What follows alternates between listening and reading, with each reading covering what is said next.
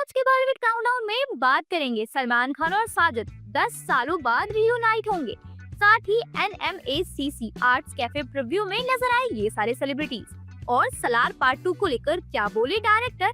साथ ही सलमान की मूवी में काम करेंगे कल्कि के सॉन्ग कंपोजर। नमस्कार, मैं हूँ भाविका और वीडियो शुरू करने से पहले अगर आप हमारे चैनल पर पहली बार आए हैं तो इसे सब्सक्राइब कर लीजिएगा और हाँ, बेल आइकन को दबाना बिल्कुल ना भूलें। दिलजीत दोसांझ ने ब्लॉक किया EP ढिल्लों को, न्यू लफड़ा ऑन इंटरनेट। आइए देखें क्या हुआ है। दिलजीत दोसांझ ने अपने इंदौर वाले कॉन्सर्ट में कहा था, मेरे और दो भाइयों ने टूर शुरू किया है, करण औजला और EP ढिल्लों ने, उनके लिए भी बेस्ट ऑफ लक। वहीं EP ढिल्लों ने अपने चंडीगढ़ वाले कॉन्सर्ट में कहा, दिलजीत पहले मुझे अनब्लॉक करो फिर मुझसे बात करना। उसके बाद दिलजीत ने EP ढिल्लों के पेज का स्क्रीनशॉट अपने इंस्टाग्राम में शेयर किया और लिखा, भाई मैंने तुझे कभी ब्लॉक नहीं किया था, मेरी दुश्मनी आर्टिस्ट से नहीं है।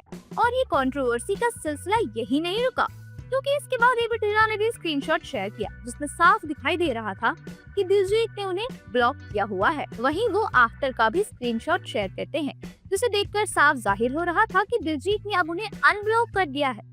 इसे देखने के बाद EP ढिल्लों लिखते हैं, दिलजीत के फैंस को नहीं पता क्या अनब्लॉक भी होता है।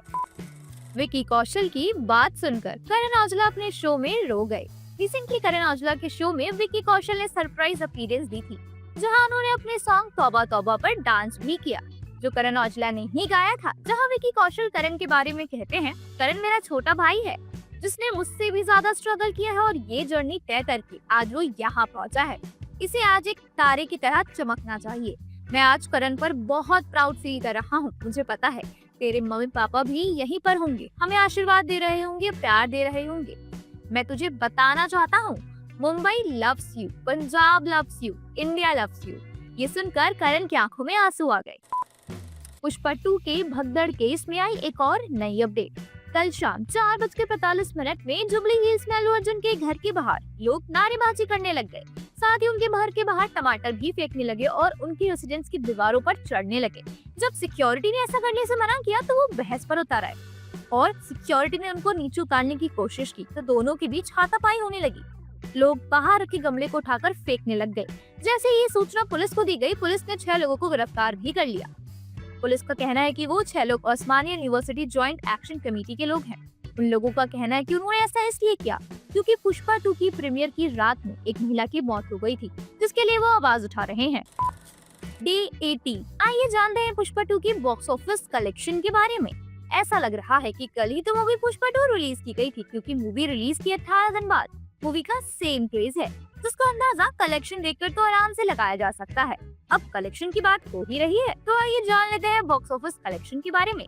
इस मूवी ने पहले हफ्ते में हिंदी वर्जन में कमाई की थी 425 करोड़ की, वहीं तेलुगु वर्जन की कमाई रही 242 करोड़ और बाकी सारे वर्जन मिलाकर टोटल कमाई हुई थी लगभग 60 करोड़ के आसपास।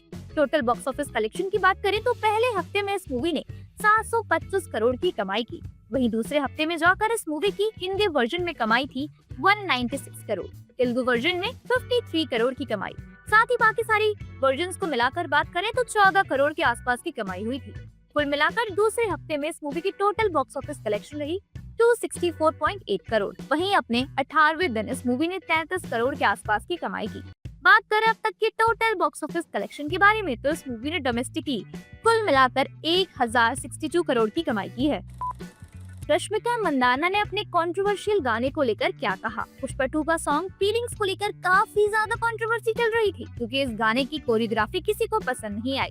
वहीं रिसेंटली रश्मिका मंदाना भी सॉन्ग को लेकर गलाटा प्लस के साथ बातचीत करती हुई नजर आ रही हैं। वो कहती हैं कि शुरुआत में मुझे बहुत अनकंफर्टेबल हो रहा था, क्योंकि इस गाने में मुझे लिफ्ट करना था और मुझे लिफ्ट होने से बहुत ज्यादा फोबिया है, but I trust Allu Arjun sir, तो मेरे लिए ये काफी ज्यादा फन रहा। क्या क्या होने वाला है द रोशंस की डॉक्यूमेंट्री में। जल्द ही रोशंस फैमिली के ऊपर डॉक्यूमेंट्री बनने वाली है, जिसमें कई सारे सेलिब्रिटीज नजर आने वाले हैं।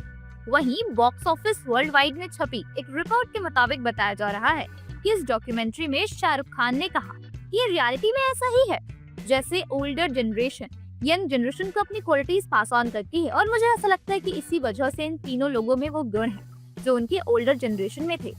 वहीं माधुरी दीक्षित कहती है कि उन तीनों में काम के प्रति बहुत जुनून है, उनको अपने काम को निखारना काफी ज्यादा पसंद है। जावेद अख्तर का कहना है कि उनके काम में उनकी संस्कृति और उनकी व्यक्तित्व यानी कि पर्सनालिटी झलकती है। बात करें इस डॉक्यूमेंट्री रिलीज के बारे में तो ये डॉक्यूमेंट्री नेटफ्लिक्स पर 17 जनवरी को रिलीज की जाने वाली है। सलमान की मूवी में काम करेंगे कल्कि के सॉन्ग कंपोजर। कल्कि 2898 AD के सॉन्ग कंपोजर संतोष नारायण तेलुगु, तमिल, मलयालम सिनेमाज में काम करने के बाद अब जल्द ही अपना बॉलीवुड डेब्यू करने वाले हैं। सलमान खान की मूवी सिकंदर के साथ जो रिलीज की जाने वाली है नेक्स्ट ईयर ईद के दिन। बॉलीवुड हंगामा रिपोर्ट्स की माने तो संतोष पूरा बैकग्राउंड स्कोर संभालने वाले हैं, वहीं प्रीतम फिल्म के गाने को हैंडल करेंगे। इसी के साथ बात करें संतोष के अपकमिंग प्रोजेक्ट के बारे में तो वो सिकंदर के अलावा नजर आने वाले हैं सूर्या 44। सलार पार्ट 2 को लेकर क्या बोले डायरेक्टर। हाल ही में मूवी सलार पार्ट 1 का 1 साल कंप्लीट हुआ है, वहीं फर्स्ट एनिवर्सरी पर डायरेक्टर प्रशांत नील पार्ट 2 को लेकर बात करते हैं। वो कहते हैं कि सलार तलवार या गन की कहानी नहीं है, ये कहानी है दो बेस्ट फ्रेंड्स की जो आपस में दुश्मन बन जाते हैं। वहीं जब उनसे पूछा जाता है कि क्या आप इस मूवी के पार्ट 1 से खुश हैं तो वो कहते हैं नहीं, मैं थोड़ा डिसअपॉइंटेड हूँ अपने एफर्ट से जो मैंने फर्स्ट पार्ट में लगाए थे।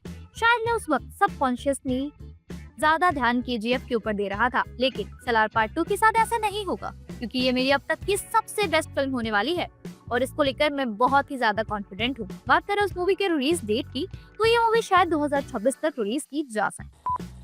NMACC आर्ट्स कैफे प्रीव्यू में नजर आई ये सारे celebrities. Recently Nita Mukesh Ambani cultural centre में आर्ट्स कैफे का प्रीव्यू रखा गया था, तो इसमें कई सारे सेलिब्रिटीज नजर आ रहे थे। इस इवेंट की काफी सारी videos and photos social media पर बहुत वायरल हो रही है। तो उसमें से एक वीडियो में शाहरुख खान गौरी खान से कहते हैं इधर देखो, ताकि वो पैप्स को अच्छी फोटो दे सके। दोनों ने ब्लैक आउटफिट्स पहनकर ट्विनिंग की हुई थी। वहीं बात करें उनकी डॉटर सुहाना खान की तो वो ब्लैक एंड व्हाइट कॉर्ड में बेहद प्रिटी लग रही थी। साथ ही Ananya Pandey black sequence short dress में काफी ज्यादा ग्लैमरस लग रही थी। जानवी कपूर और खुशी कपूर भी इस इवेंट में नजर आ रहे थे, जहां जानवी ने पिंक सीक्वेंस ड्रेस पहनी थी, वहीं खुशी Kapoor navy blue Dior dress में नजर आई। शनाया भी अपनी मॉम महीप कपूर के साथ रेड कारपेट की शोभा बढ़ाने पहुंची हुई थी, जहां शनाया ने व्हाइट शॉर्ट ड्रेस पहनी थी, वहीं महीप ने ब्लैक ड्रेस पहनी थी। सलमान और साजिद 10 सालों बाद रियूनाइट हुए। 10 साल काफी लंबा अरसा होता है, लेकिन इतने लंबे अरसे के बाद भी सेम एनर्जी के साथ सलमान खान और साजिद नाडियावाला एक साथ नजर आने वाले हैं अपनी अपकमिंग मूवी सिकंदर में, जिसके बारे में बात की है रिसेंटली वरुण धवन ने बिग बॉस में। वो कहते हैं भाई आपकी जो अगली फिल्म है सिकंदर, उसका पहला लुक आपके बर्थडे वाले दिन रिलीज होने वाला है एक्सक्लूसिवली, यानी कि आप 10 साल बाद वापस आ रहे हो नाडियाज वाला के ग्रैंडसन साजिद भाई के साथ। आपका जो ये कॉम्बो है किक के बाद रिटर्न कर रहा है, तो इतना टाइम क्यों लग गया इसे आने में? जिस पर सलमान खान कहते हैं क्योंकि किक 2 की स्क्रिप्टिंग चल रही है। साथ ही साजिद और मुझे इस पिक्चर की कहानी बहुत अच्छी लगी। ग्रैंडसन का जो एक टेस्ट है ना फिल्म का और स्क्रिप्ट की जो नॉलेज है, ग्रिप है, ये बहुत कमाल की है। सलमान खान की ये बातें सुनकर लग रहा है कि उनकी अपकमिंग मूवी सिकंदर काफी कमाल की होने वाली है, तो इसके लिए हमें अगले साल तक के ईद का इंतजार करना होगा। तो दोस्तों आज का काउंटडाउन यहीं पर खत्म करते हैं। आपको कैसा लगा हमें कमेंट सेक्शन बॉक्स में जरूर बताइएगा। देखते रहिए बॉलीवुड बसल।